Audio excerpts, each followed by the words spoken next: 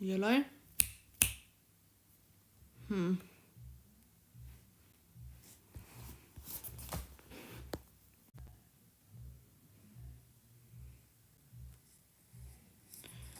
Basically, this wasn't working, and I reset the live stream. Sorry. This wasn't working, and oh my goodness. Reset the live stream. Sorry. Can I get this link? Where?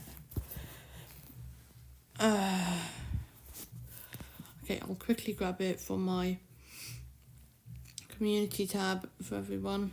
So I'll just put it in chat. I know people probably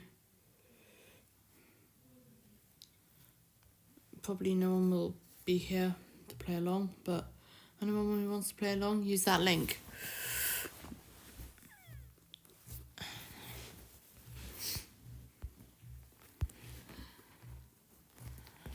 Okay, let's open up live chat.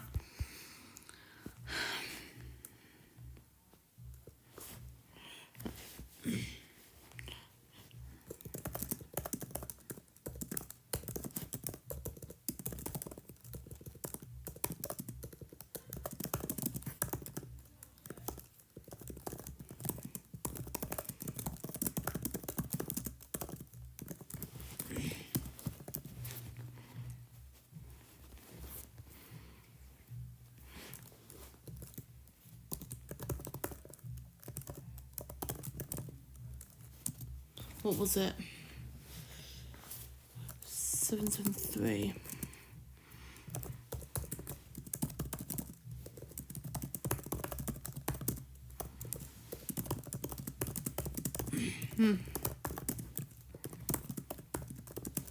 Okay, let's see if we can get him. Oh.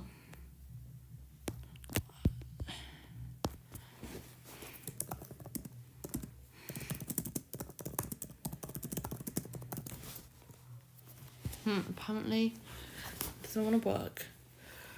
I'll live. I will live. Unless I can just go like...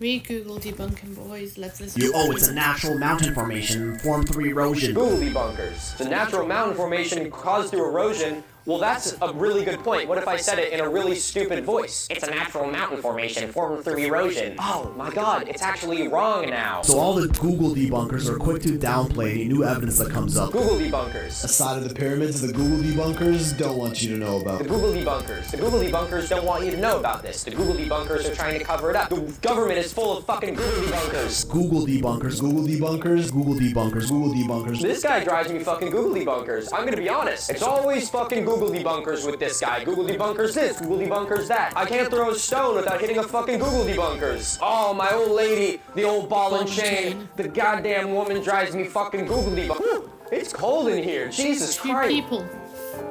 Hello, you two people. Hello, you two people. Come join me. Talk in chat. Talk, please.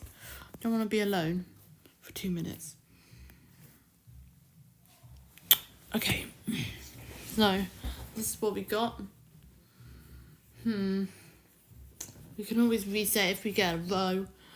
Everyone, you know, if we get a row, if we get a row, are we playing blackout or row? People, we need people on this.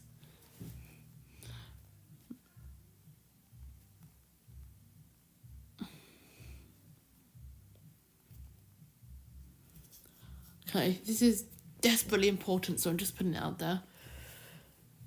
I'm just gonna paste it in there every few seconds. Viewers, please. We doing blackout or what we doing? What we doing? Can I?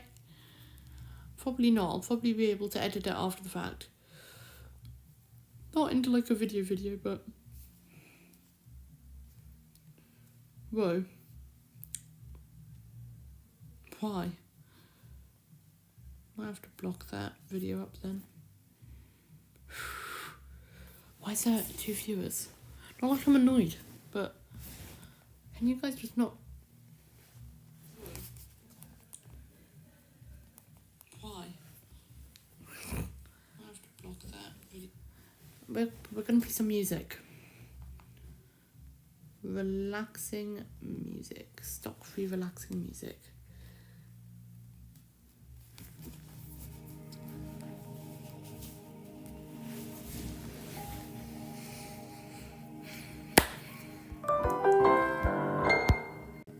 AI is threatening to... Oh my gosh, Danny.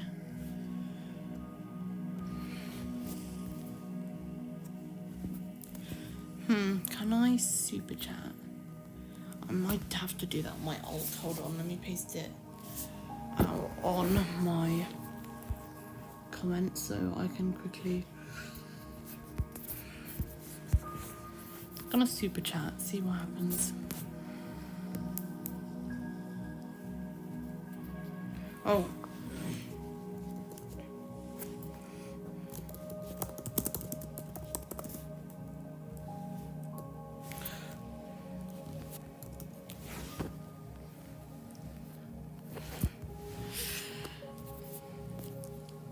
Maybe that works. Okay, then we go over to Shadow Tiger YT, community, comments, edit. I should be able to do this myself.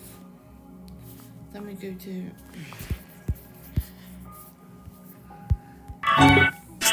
Fillip, Zeiba.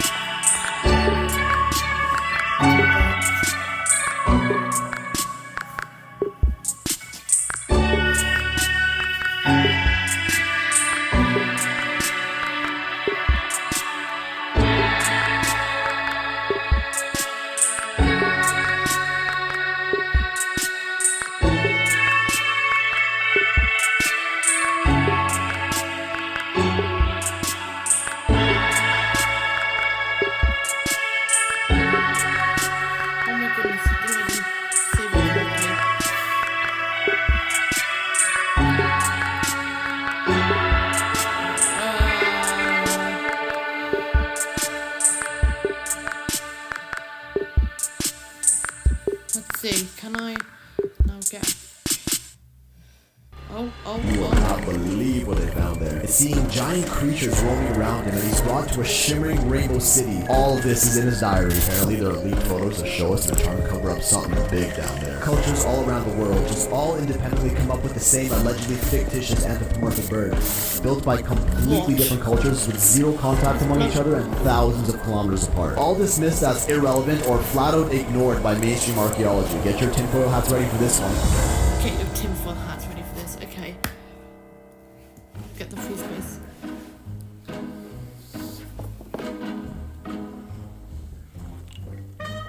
Oh, alcohol. Oh my Jesus. Oh, Yeah, that's pretty nice. When I woke up this morning, it was 8 degrees Fahrenheit outside. So I came to the studio, and I was like, that's a little cold even by my New England sensibilities. So I thought we could have a little fire in here to warm Milo's like ticking off these boxes. myself up. That's nice. That's a real fire hazard right there. I actually do have a space heater in here with me today, which doesn't matter considering the entire place is uninsulated and way too big for this space heater. Bringing us to a balmy 28 degrees Fahrenheit.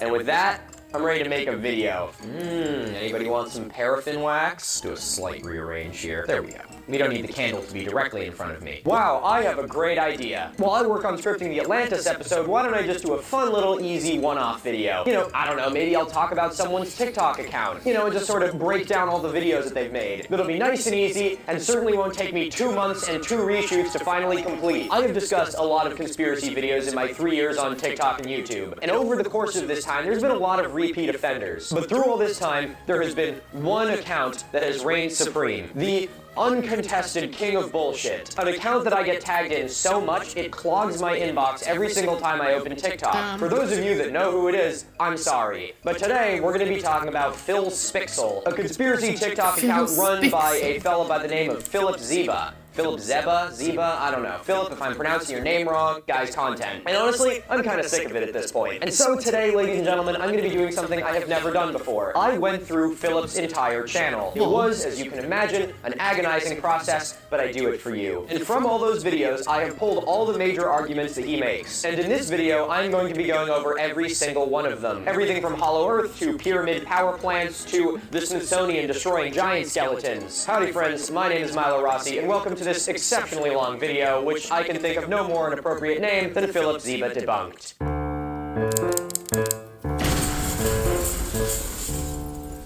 Fillip Zeiba is a bit of a character.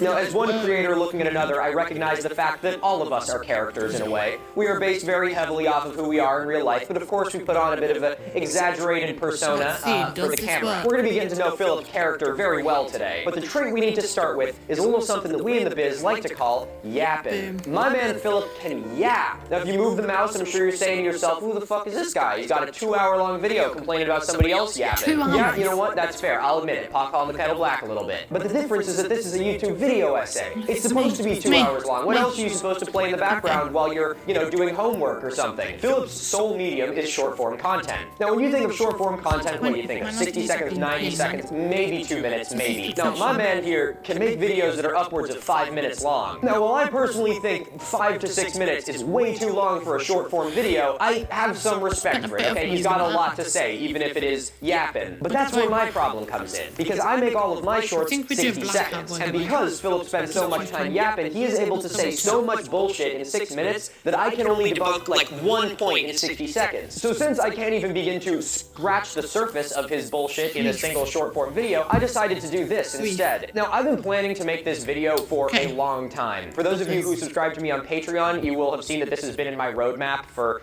like ever. In fact, I actually already filmed this video. The entire thing. It took me like 5 hours. And my structure was just, I watched like 7 of his videos in a row and just talked about them. But the problem is it ended up being so redundant and I absolutely hated how it was organized. So I decided to take another like 3 weeks to re-script the entire thing and shoot this. Oh, it's cold in here. What are we looking at? Oh, we have just crossed the 30-degree Fahrenheit line. Can you guys see the steam coming out of my mouth?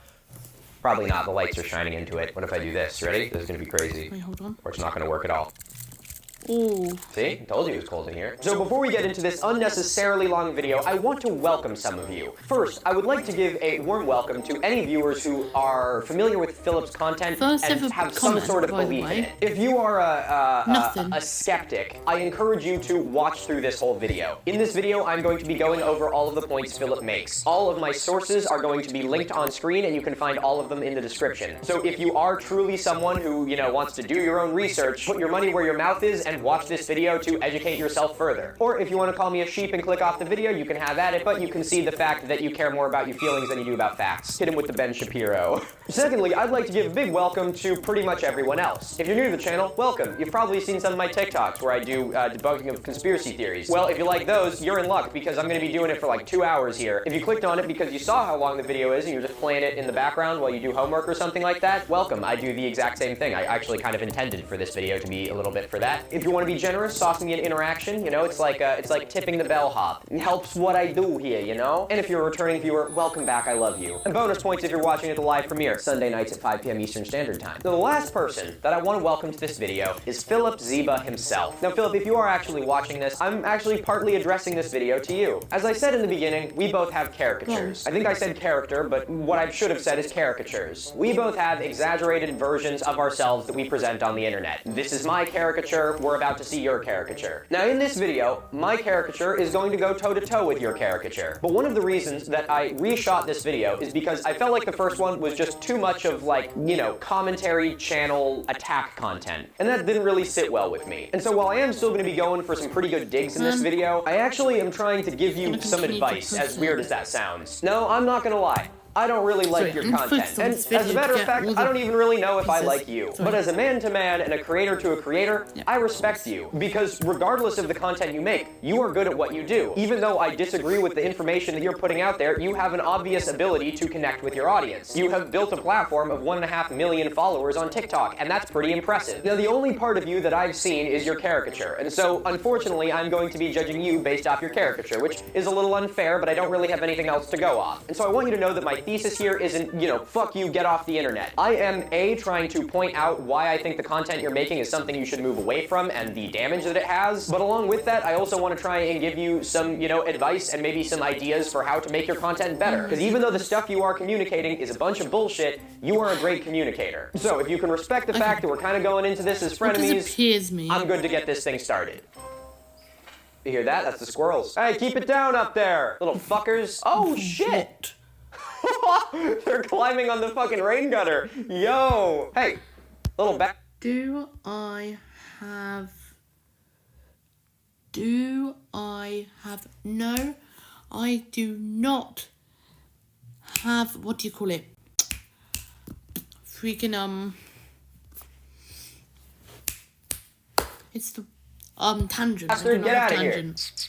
Little shit. Honestly, I'm okay with having squirrels in my house. They get the attic, I get the downstairs. That works. We have a no man's land. We have an understanding here. I mean, it's cold outside. Why should I get to be in the warm house and they can't? Throughout this video, I want us to all keep a question in mind. And that is, does Fillip actually believe in the things that he is saying, or is he just saying them to get clicks? Because someone who actually believes in what they are saying is willing to sort of go the extra mile, do the extra legwork. And even if we don't agree with them, and I'm going to research all of my points to, show whether or not there's fact backing up the things he says, they still believe in it and they are willing to back it up. Someone who does it just to get clicks is someone who doesn't really care what words are coming out of their mouth. And in my opinion, it's even a little bit worse because they probably don't believe the things they're saying, but they are willing to peddle it anyway to people who do believe it because it's the thing that gets them clicks and views. Okay, and lastly, before we get into things, I want to make this very clear at the beginning. This is not a hit piece. I do not have a personal problem with Fillip. This is not me trying to, get off the internet and start some fucking bullshit. I don't really care about who Fillip is as a person. I am just looking at the things that he is saying. These could be coming out of the mouth of anyone, and I would be fact-checking them in the exact same way. You are not to use this video as grounds to give Fillip or his fans any negativity, and if you take a video like this as an excuse to harass someone, you are fucking dirt to me. Okay, we all on the same page with this? Good. Without further ado, ladies and gentlemen, let's get this thing started. What? Damn, bro, it's cold up here. I need to get my mittens. Right, Fillip, piece of advice number 1. Is mittens on here? No. Never let him catch you without your mittens. Oh, yeah, that's nice. Alright, so I think there's no better way to kick off listening to Fillip's yapping than by looking at whatever the fuck this video is. Bruh, what on earth is this thing? That's Big Bird in drag. I saw him last time I drank ayahuasca. Apparently it's called the opium or the erosion bird. And don't worry, they're definitely AI generated. That's bullshit, Fillip. Those things are definitely real. The one that I saw told me exactly how and when I was gonna die. But many are beginning to claim that creatures like this are actually real, and we've already encountered them in our past before. So this video came out around the height of the, erosion, how and when I was gonna die. But many are beginning to claim that creatures like this are actually real, and we've already encountered them in our past before. So this Nothing yet. video came out around the height of the, erosion bird meme. So he clearly isn't claiming that these things are real, because that would be ridiculous, but he's using it as a bit of a clickbait segue into whatever the next bullshit is he's gonna say. Why did cultures all around the world just all independently come up with the same allegedly fictitious anthropomorphic bird? The same allegedly fictitious anthropomorphic bird. Okay, we're grasping at straws right off the bat here. So Fillip, I gotta ask you something real quick. If you look at all those birds that you got up on screen right now. Sorry. This is Victory Day. Victory Day. Victory Day. My favorite YouTuber responded to my comment. What do I do? I'm a child. I was about to say drink. Those look like the same bird to you. Is that Thoth at the top? Thoth? What the fuck is his name? Okay, you got Thoth at the top, you got some sort of Mesopotamian god, and then some South American god. Now, while they all have bird features, what you will notice is that they have about as many different bird features as is humanly possible. One of them has the head of a bird and no wings, one of them has the head of a human and wings, and one of them is dressed in a bird costume. You cannot tell me that that is enough evidence for you that all of our ancestors were connected to bird. Not gonna lie, I think Milo has real evidence. People. So this brings us to a very important theme through all of Fillip's content that we need to talk about right off the bat. And we even get to learn a new vocab word. So everyone repeat after me, hyperdiffusion. Damn. Hyperdiffusion is a pseudoscientific Oh yeah, and the erosion of bird is fake, so I guess I'm gonna put that there. concept that traces its roots back to the end of the 1800s and the beginning of the 1900s. And even if you're not familiar with the word, you are absolutely familiar with hyperdiffusion. If you've seen anyone peddle conspiracies about Atlantis or long-lost, globe-spanning civilizations of the Ice Age or even ancient aliens, these are all examples of hyperdiffusion. Generally, the concept dictates that all of the major civilizations on Earth are descended from one lost I have a big feeling it's going to appear later, so I might as well leave it blank. master civilization. You can see why this was such a popular concept in the late 1800s and the beginning of the 1900s. Now, while the people who peddle these concepts today are obviously not using them in the same way as, Ignatius Donnelly did in the, 1900s, hyperdiffusion is something that has been used for a litany of terrible shit, everything from eugenics to justifying Nazi land claims. Now, obviously, that's not what Fillip is doing here, but it is important to understand the roots of this concept. Now, with the background out of the way, how does hyperdiffusion really work in the practice of these videos? Well, why don't I just show you, and I promise you'll get the hang of it really fucking quickly. So this is a map of pyramids all around the world, all allegedly built independently of each other and all having identical structures that follow this similar step pattern. Famous pyramids of Djoser in Egypt, Chichen Itza, Pyramid de los Nichos, Tikal Temple, the Great Pyramid of Cholula, Mark pyramids, if anyone's watching, on your bingo cards. Koker, and Prasat Bakse Chem Krong in Cambodia. Deep within the ocean is the sunken Yonaguni monument, all with a nearly identical look. By the way, if you're watching this, Milo, you're my favourite YouTuber. Thank you for uploading. Thank you. Anyway, back to... Yet built by completely different cultures with zero contact among each other and thousands of kilometers apart. Wow, that one is pretty classic. If people all over the world didn't have contact with each other, how did they know how to put the rocks going up? Just like the weird bird thing that we started out with, all these concepts are predicated on the idea that if A looked like B, then... It could also be blatant racism, like they're not smart enough to pull up the rocks, but I'm just saying. High-speed rail network. Trust me, we have a lot to cover about pyramids in this video, so I will get into that claim itself, but for the moment I want it to stand as an example of hyperdiffusion. Frequently, hyperdiffusion is used when talking about some of the most basic shit possible. When talking about the pyramids, it's like, how did they realize to stack them, or how they realize to make stones fit together this way? How did our ancient ancestors That's a bit stupid. I can fit rocks together. figure out these identical building techniques completely independent of each other? What these people totally neglect to mention is there's only so many ways you can work with stone. If you have thousands of civilizations across the world, of course some of them are going to come up with pretty similar ways of doing the same thing with the same material. That's pretty fair. Trying to achieve the same end. Now, along with talking about physical constructions, hyperdiffusion also plays a lot into folklore, just like the birds that we saw just a minute ago. Now, a misconception that I think is peddled by these conspiracy theorists all the time is that archaeologists don't want to listen to folklore. In reality, folklore is one of the most important anthropological tools that we have, being anthropology, not archaeology, because you don't, dig for folklore. Almost all folklore is based on some modicum of truth, and there's no anthropologist in the world who would deny that. But these conspiracy theorists kind of take it to a different level, where instead of looking for the seed of truth in the forest of myth, you just decide to cut down every tree and take it at face value. Ancient Indian mythology had the Vedas. In the Old Testament, we got the Nephilim. The Quran had the people of Ad. Okay, that gotta be it. Yeah, I'm gonna take that.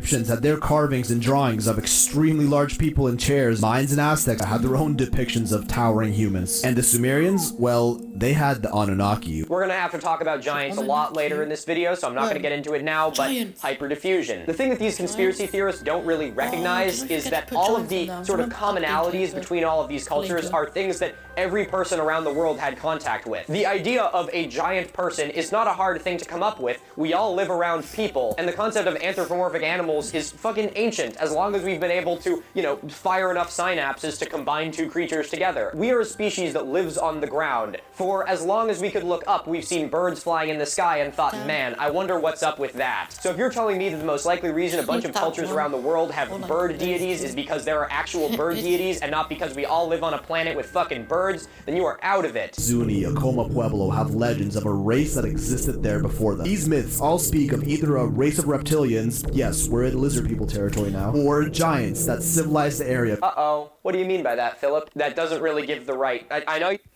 Just gonna quickly copy this to a different tab. Sorry. There we go. Just seeing if I can... Info. Where the freak is this? Where is the Main page.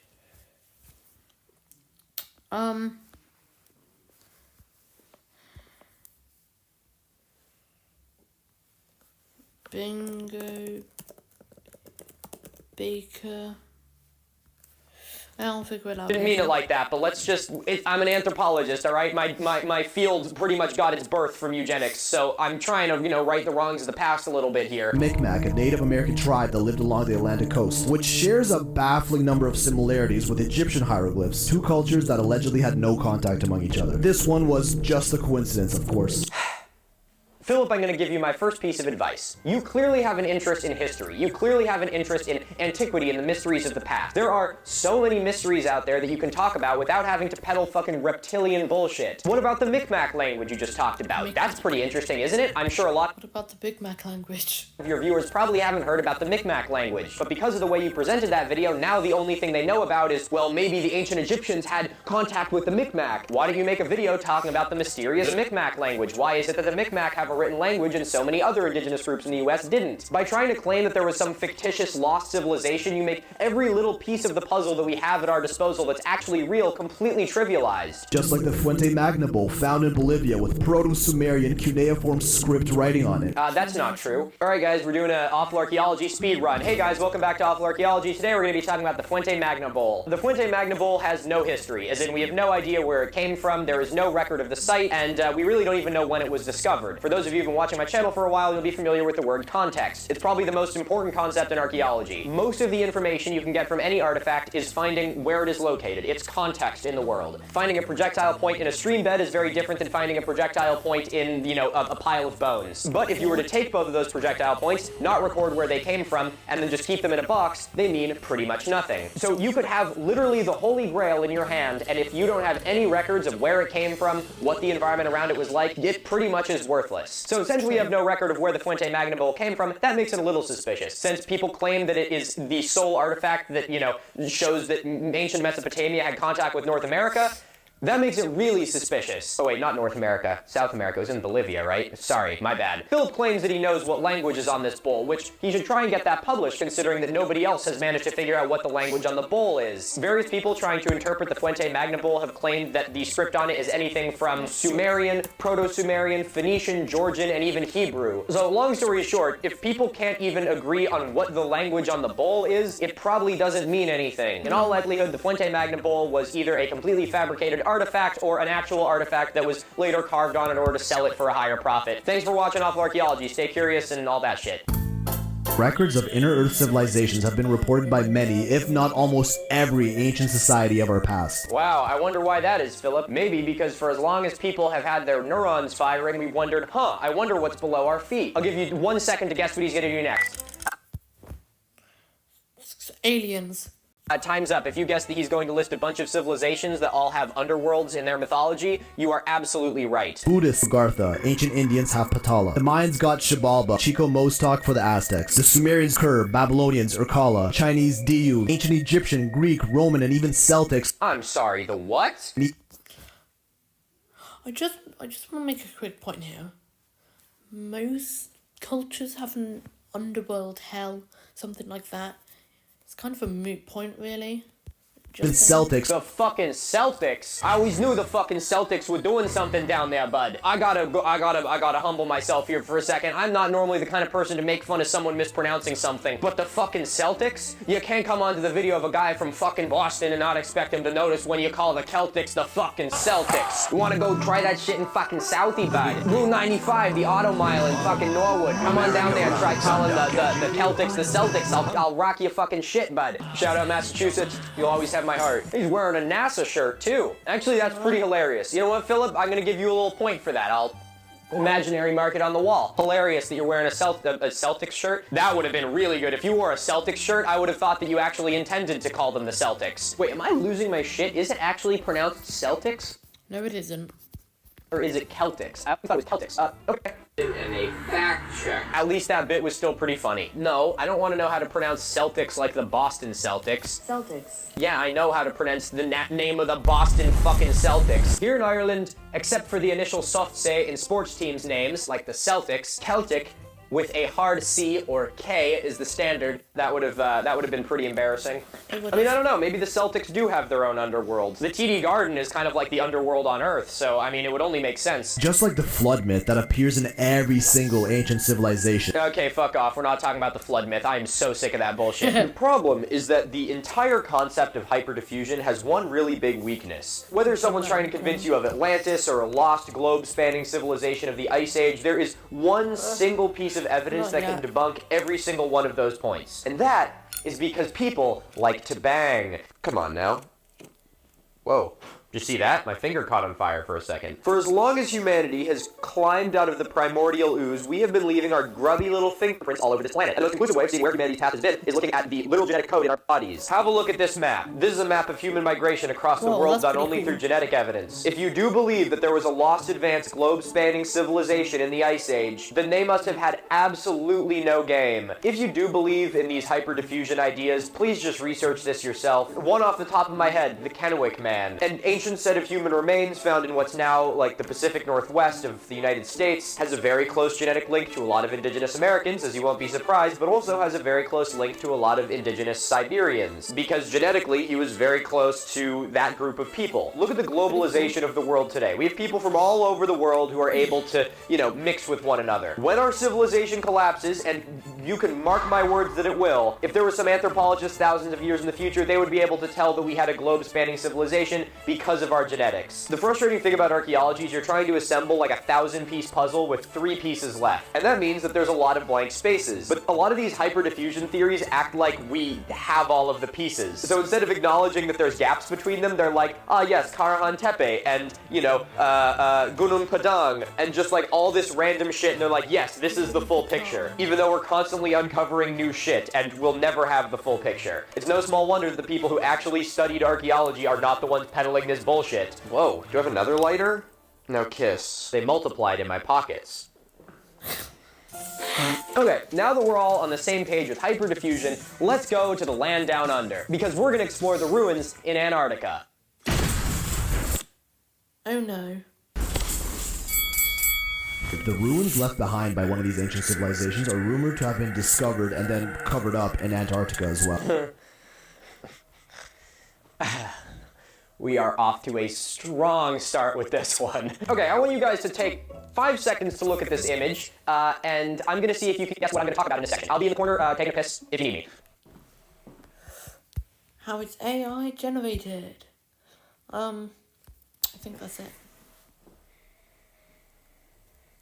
I don't even need Google to tell me that that's an AI-generated image, Philip. A lot of controversy behind these. There is absolutely no controversy behind these ruins, Philip. Don't act like there is. But apparently there are leaked photos that show us they're trying to cover up something big down there. This is the first time we're seeing Philip's caricature shine through a little bit. Philip's character is that of a do your own research as long as that research is the Joe Rogan Experience kind of person. So he'll speak with this language that tries to trick you into thinking that what he's talking about is actually more plausible or more, uncertain than it actually is. Which is why channel, the Scott Lewis YouTube channel, which honestly, Philip, I'm sure you'd love him. He looks like he talks about the same bullshit talking points that you do. But they still weren't the same images you were using, so I decided to go back to the drawing board. And so I went back to my Google debunking, and first I found this hilarious April Fool's article from the Society for American Archaeology from the 1990s, talking about ruins being discovered in Antarctica and featuring a geologist called Scott Amundsen. For any of you that are familiar with polar history, you will recognize both of those names immediately, because they were the 2 explorers that raced to get to the South Pole first, as well as an archaeologist named H.P. Lovelock, a hilarious twist on H.P. Lovecraft and Lovelock Cave, which is also something we're not going to have to talk about in this video, right, Philip? But then I found this Reuters article called Photos Allegedly from Bird's Expedition to the Antarctic Allegedly Created by Artificial Intelligence. The Reuters article referenced another article called Top Secret Lost Photos from Admiral Byrd's Expedition by someone called Lost Books. So I click on that link and I find Lost Books page. Now I can't see the whole article because it's behind a paywall, so I obviously pay the paywall in the essence of doing research and look through the entire article. Now again, it had a lot of images, but not the ones that that you used. So I did a little more digging on this Lost Books character. It is at this point that I should mention that Lost Books is someone who uses AI to illustrate their, fictitious novels that they write. Nowhere are they trying to convince you that these images are real. They are merely using them as a catalyst to tell their story. So after looking through the catalog of books, I found one called Mysterious Antarctica, claiming to have more than 100 images from probably the same set. And so for the low price of about 3 USD, I bought the thing. So I scrolled through the entire book, but none of the images are the same. But something very unusual is happening, because even though it's none of the same images, the images look really similar. Like, really similar, as if... Is that from above? They came out of the same computer-generated mind. So feeling like I hit a dead end, I went back to Lost Books' webpage. I found their email and I wrote to them. I said, hey, I'm working on a YouTube video, I came across your book, and I need your help identifying some AI images. He responded back and said, yes, I would absolutely be interested in helping you with this project. Also, I am best friends with your cousin. I didn't expect that to happen. Somehow, this dude went to art school with one of my cousins who I've never met, and they've been best friends for like 20 years. Phillip, I don't know why you led me down a rabbit hole where I connected with like a 4th cousin that I've never met in my life. This cousin that I apparently had then also reached out to me, and I learned that he lives near a really big flea market that I like, and now I'm gonna meet him. I don't know how this happened. Phillip... What? That rabbit hole? What? I came here to learn about fucking AI images, and you just gave me a goddamn family reunion. So anyway, cousins aside, I wrote back and said, holy shit, what the fuck? So, ladies and gentlemen, I'd like you to give a warm welcome to none other than the mastermind behind Lost Books himself, Tim. Tim. My name is Tim Boucher. I live outside of Quebec City. I am an artist. I've been doing art way before AI art started, so that's not my only art thing, but I've been using AI to do images that are hyper-realistic, that are kind of a combination of fact and fiction, and I did my own set that was called Mysterious Antarctica that purported to show Admiral Byrd exploring Antarctica in the 1940s, 1950s, as part of an operation. So I made a bunch of fake images that went viral. They're very similar to the ones that I made. And, I used prompts like historical photos or, grainy black and white images. I think with like the AI compression stuff that you see, like the weird artifacts, kind of like the fuzzy edges and stuff. If you have an old fashioned looking picture, it makes your brain sort of accept that there are flaws in this image that otherwise if it was modern, you might not accept them, When I first saw those images, I was like, well, this is a language that I speak, like I've been making images in this style, even of this subject for a while. So I swear, my brain just thinks everyone has the exact same accent. I see them, I immediately recognize sort of stylistic elements, the way that some of the color is done, the way that sort of like light and shadow works, and also when you look at the images carefully and you think about the mass of the objects, a lot of times that's when things start to fall apart. Yeah, when you see those images, it's like, I know this, I've been doing this for a while. I think they were Stable Diffusion, probably. They might have been Midjourney, but I've seen things now that lead me to believe is Stable Diffusion. So the way that these things spread is people take them out of their original context and they just re-upload it and they put their own spin on it, and then it goes around the world again and again and again. So I started with the images that you sent me from, I think, a TikTok video, and I put a few of those into a reverse image search in Google, and that gave me a clean version, and from there I started tracking and building a timeline of like, okay, when was this first posted? But I found the original source, and the original source, it seems, is an artist on YouTube named Edgar Reyes. I hope I'm pronouncing his name right, and he admits to it in a video on his channel and a video on another channel that's kind of a long interview about how he did it and why he did it. He considers himself an artist too, and he makes a lot of the same points that I've been talking about already about sort of like using the tools for creative exploration. Later on, they get reposted in the next week or two onto archive.org to make it look like it's a historical document. Suddenly, there starts to be a bunch of Russian websites that picked up the images. There's one that is like a sort of a Russian version of 4chan that seems to be one of the big places where it started to propagate. And then from there, it goes to a number of other Russian websites that, in my digging, I found were publicly linked to disinformation networks and propaganda networks that are known to be Russian origin. I just wondered, does my name show up with a tick on YouTube because I got 1K subs? And that's not like my opinion, that's the opinion of multiple independent outlets that I looked at that covered that site where it got reposted to, and those images got at that point recontextualized by whoever wrote that article in Russian with a bunch of new talking points and new ideas that are not at all contained in the original video. The original video is just images in music. And then from there, it appears that it got translated into at least 3 other languages: Czech, Slovak, Lithuanian. Oftentimes in this kind of investigation, you never really know what the ground truth is. But I think in this case, it seems pretty conclusive that they were made by an artist using AI. And then after that, they get picked up and repurposed by other actors, especially also on sites like Rumble and Odyssey. And you see there's a lot of copies of it on YouTube too now from different accounts. But it's after it leaves the original creator's account, it just gets like reposted and reposted and reposted endlessly. Yeah, I mean, it sucks, and if it was my images being used that way, I would be mad, and I would try to take action. What I would probably do is I would file DMCA copyright claims against people using the images, first of all, without my permission, but more importantly, in a way that's derogatory or extremely offensive, you know. Thank you for coming on, Tim. It was a Thank you, Tim, for coming on. Sorry. Shoot. I just lost my place. By that I mean I clicked off by accident on purpose. Can I edit? Edit. There we go.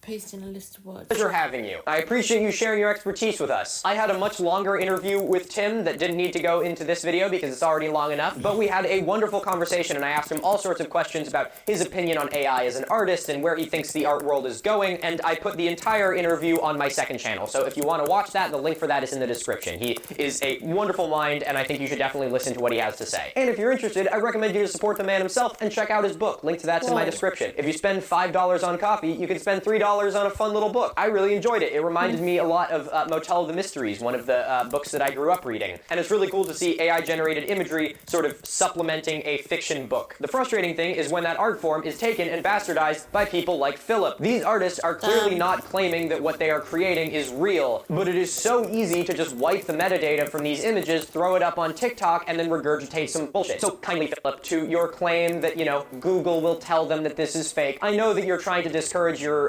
fans and viewers from doing their own research, but if it makes you feel any better, I don't think that it's AI because Google told me. I think it's AI because someone told me who does it for a living. A lot of people argue these ancient ruins aren't real, and who knows, but you gotta keep an open mind, right? Fillip, there is a difference between keeping an open mind and just believing any bullshit that comes across your screen. I appreciate that. You should keep an open mind. There's even some things in this video that you present that I'm like, huh, that's kind of interesting. But you can't claim like you're encouraging people to keep an open mind when you spent the first half of the video talking about how they'll Google it and say that it's wrong like a bunch of fucking nerds. Maybe you should have Googled it, and then you wouldn't have had to make a video where you just said bullshit for 5 minutes. Okay, I've given you guys sort of the appetizer. You have a little bit of an understanding of who Fillip is. So with this in mind, I think that this is an important Only I do. point for us to talk more specifically about Fillip's character.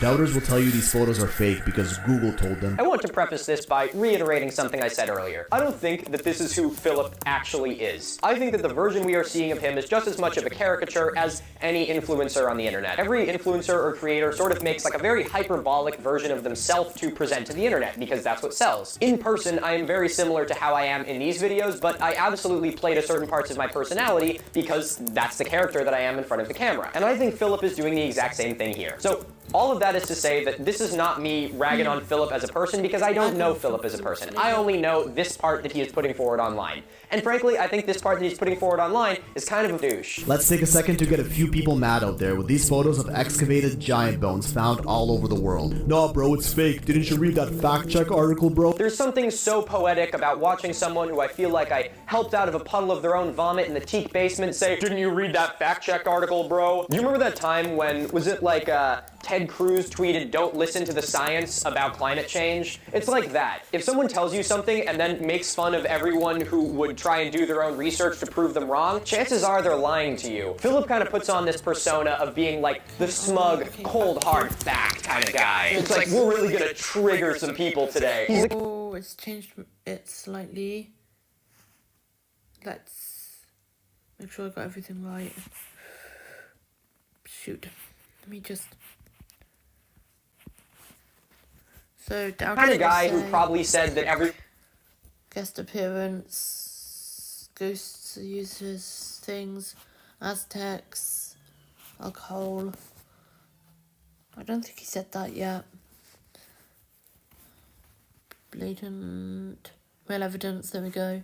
Mittens, denies famous places. One was triggered a lot in 2016 and then just never really grew past it. He has a few videos where he toes the line of talking about, you know, woke things. Frankly, it's just mega cringe, so I didn't include it in this video, but you kind of get the character that we're working with here. Hey, yo, I gotta go. I've said too much. He also does that bullshit. Hey, yo, I gotta go. I've said too much. Philip, nobody gives a fuck. You're not gonna get fucking... Whoa. By the way, it's Leo. assassinated for talking about giants. Whoa, Milo, but you're coming down on him. You're trying to silence him. No, I'm not trying to silence him. I'm literally just trying to do his own research for him. Honestly, I don't want to silence Philip because the longer he does this, it's fucking job security. The nice thing about what I do for a living is that as long as there is stupid people, I can pay my fucking mortgage. So please, Philip, if there actually is a sniper trained on you right now, let me know and I will do everything I can to help because I got a water bill to pay. All dismissed as irrelevant or flat out ignored by mainstream archaeology. We're fed the narrative that they were built as tombs for pharaohs. As you won't be surprised, he uses a lot of language like this. Mainstream archaeology. We are fed the narrative. You can tell that this is a guy who, you know, watched Ancient Apocalypse once and then probably watched Graham Hancock on Joe Rogan, and that's the research that he's... By the way, Yes Theory had Graham Hancock on it. I might just, after this, redo this, but with Graham Hancock.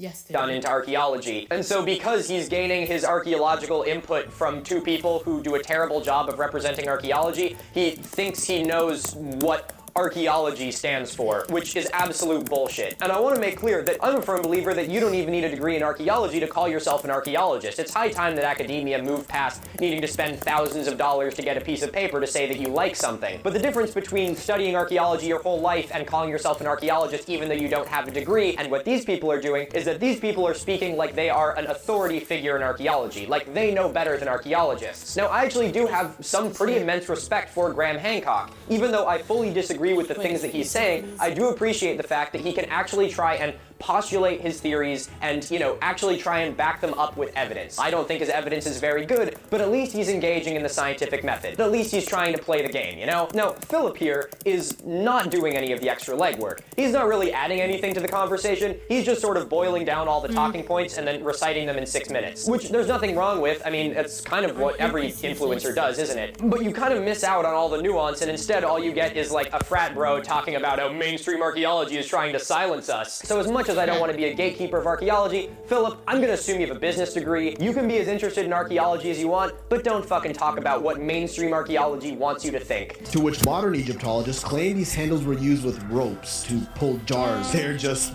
getting desperate at this point. And now we put it all together. Here's Philip being both smug and wrong. The people who actually study ancient Egypt for a living say it's this. They're just getting desperate at this point. Which was later dismissed as an ancient sloth? Like, come on, they're just making shit up at this point. That What? Sorry, what? skeleton of a giant ground sloth is a giant ground sloth? They're just making shit up. Philip, you could make your caricature anything you want. Why'd you have to make your caricature a dumbass? Like, really, I don't know what other terms to put it in. Philip, you don't look like you're some mega intelligent critical thinker by looking at a giant sloth skeleton and saying that they're making it up. You kind of just end up looking like a goober. But apparently, that was just the tip. And if you know me, I do not like just the tip. You know what, Philip? I'm gonna go out on a limb and say Oh. that I don't think that's true either. Because as one cishet man to another, you look abrasively straight. Pyramids. Don't y'all get a little half chub when I talk about them? Because I sure do. No, Philip, I don't get a little half chub. I'm fully fucking erect. See, this is how you can tell this guy doesn't have a degree in archaeology. He only gets a half chub when you talk about pyramids. Me, I gotta go change. To exist on Earth, then this will change your mind and blow it at the same time. So Philip puts a lot of like weird sexual innuendos in his videos. I don't really know why this is. I have some respect for it because like it engages with the audience, which is cool, I guess. But I mean, do you really want a video of yourself online saying something about getting a half chub? 2 times in a row. Sorry, I feel my heart go like wow every time. With a pyramid? I guess I actually did just say something a lot worse. Fully fucking erect. Who the fuck am I kidding? It's not like I'm getting hired after having this job anyway. I'ma give it to you raw. 10 undisputable facts that absolutely double penetrate pyramid deniers. Dude, what the fuck? I would give anything to read a psychological evaluation of Fillip Zeiba. At least that's probably the first time that sentence has ever been spoken. You got that going for you. I spat 10 unbelievably raw facts about the pyramids in the previous video, which were all true, but of course the Google debunkers desperately tried to prove them wrong. You guys catch that? Unbelievably raw facts that the Google debunkers desperately tried to prove wrong. I've been desperately trying to prove wrong the pyramids this entire time. Bringing it all together now. We got smugness. We got generalization. We got sexual innuendos. And the last thing we got is the most important one. We got Google debunkers. Google debunkers. If there is one straw man that Fillip loves to talk about, it's the Google debunkers. But a little piece of me feels like I might be the Google debunker, because even though I haven't done a lot of short forms talking about Fillip's content, I sort of am the leading debunker, as far as I know, on social media, and so chances are Fillip's probably pretty familiar with me. I know it's a I just realised my hair looks exactly like this man's. team effort, you know, we got some other ones. We got Aslan Pahari out there who's making some amazing debunking content. Hello, my friend. But he's a bit more anthropology focused. My job is being a bastard. And whether or not I was the Google debunker before this video, I'm definitely the Google debunker now. The Google debunkers will tell you, oh, it's a natural mountain formation formed through erosion. Google debunkers. The natural mountain formation caused through erosion. Well, that's a really good point. What if I said it in a really stupid voice? It's a natural mountain formation formed through erosion. Oh my god, it's actually wrong now. So all the Google debunkers are quick to downplay any new evidence that comes up. Google debunkers. A side of the pyramids the Google debunkers don't want you to know about. The Google debunkers. The Google debunkers don't want you to know about this. The Google debunkers are trying to cover it up. The government is full of fucking Google debunkers. Google debunkers, Google debunkers, Google debunkers, Google debunkers. This guy drives me fucking Google debunkers. I'm gonna be honest. It's always fucking Google debunkers with this guy. Google debunkers this, Google debunkers that. I can't throw a stone without hitting a fucking Google debunkers. Oh, my old lady, the old ball and chain, the goddamn woman drives me fucking Google debunkers. It's cold in here. Jesus Christ. Oh my god, it has increased 4 degrees. That space heater is doing its best. You know what I need? I need a little pick-me-up, because now we're gonna be talking about ancient Antarctica on maps. Okay. Wow, it's Slay. fucking cold in here. Woo! All right, it's 1 p.m. somewhere. And that somewhere is right here. Ooh, that's good. When Fillip did his watch through of Ancient Apocalypse, he learned something really interesting. And that is that there are ancient maps that depict Antarctica. And Fillip was stoked about this. And so, he made it all of our problem. but even ancient maps painted Antarctica as green. Philip, fucking god, depicted is that your evidence? I'm gonna assume that you're using this as evidence for Antarctica being green, because it's what you're showing while you're talking about it. How do I put this? What the fuck, dude? Okay, I need to see it on here. Believe it or not, the images that show up aren't actually on the screen. Look, Gianfranco, you can put any image up there right now and I won't know what it is. Wow, I have very strong feelings about this image. But even ancient maps painted Antarctica as green. Oh my god, you are fucking dense. He Okay, is. no. That does not mean that Antarctica was green, Philip. That is not at all what that means. Let me make this full screen, what the fuck? Okay, why don't we extrapolate your logic here a little bit, Philip? So if we're looking at this map, which is from one of the earliest full atlases of the world, you can see that part of Africa is green, part of Russia is green, part of the Near East is, oh no, the Near East is red. Philip, you see where I'm going with this, right? This doesn't make any fucking sense. You know, when they color in, like, states on a map, they're not coloring them in order to, you know, depict what they actually look like. They're coloring them in so that you can differentiate them between each other. They use 3 colors to do this. It looks like they used yellow, green, and red. If the Antarctica was red, would you still be using this fucking map? I don't even know how to debunk this.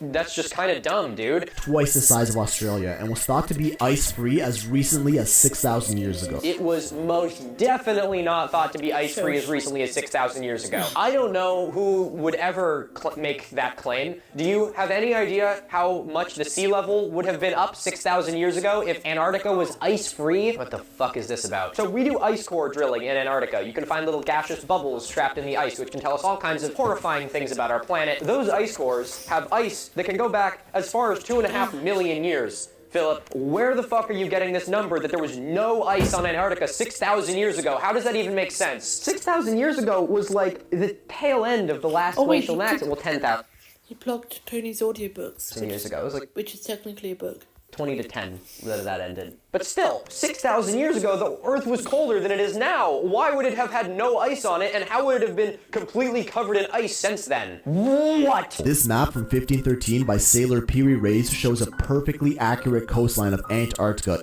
Philip, I get that you watched Ancient Apocalypse once, but the least you could have done is at least do some Google debunking. Maybe if you Googled something, you wouldn't be making videos that are dumb. That's not the coastline of Antarctica. That is the coastline of South America. It hooks in a weird way because someone was sailing around the continent with a fucking pencil and a piece of paper trying to draw it. They didn't have the luxury of the satellites that we have today that prove that Antarctica is not connected to South America. But Milo, how do you know?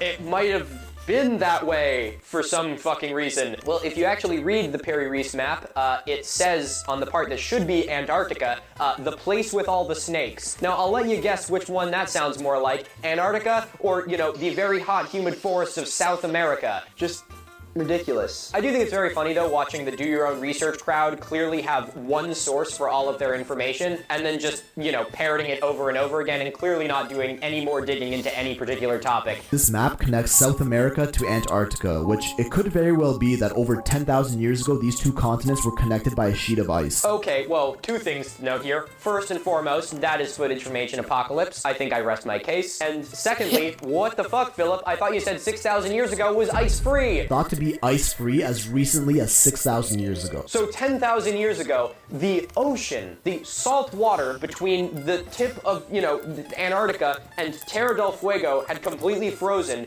but 6,000 years ago, it had all melted away. I'm gonna bludgeon myself over the head with this bottle so I can be thinking on the same level as you. What the fuck is this about? I think it's kind of interesting how these people will talk about ice. Ice has a really hard time of traveling across water, but it has a really easy time of traveling across land.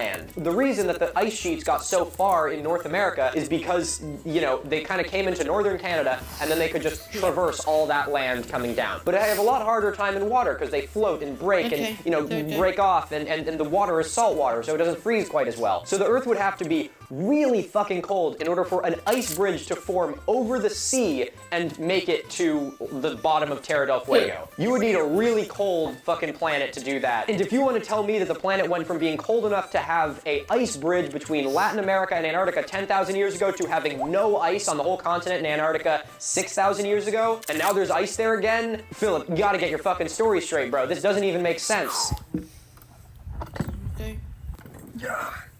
Ciao, hosted in Milo here. I want to quickly add something about the glaciers that I forgot to mention in that part. The way that a glacier forms is not by just like rivers freezing and ice magically appearing. A glacier forms from layers upon layers of snowfall. So during an ice age, it's a lot colder, so a lot of the precipitation is snow instead of rain. And so as the snow piles up layer after layer, it eventually creates an immense amount of weight, and under all that weight, the snow is compressed into ice. This is why it'd be really hard for an ice sheet to connect Antarctica to Oh, I got 3 in a row. New.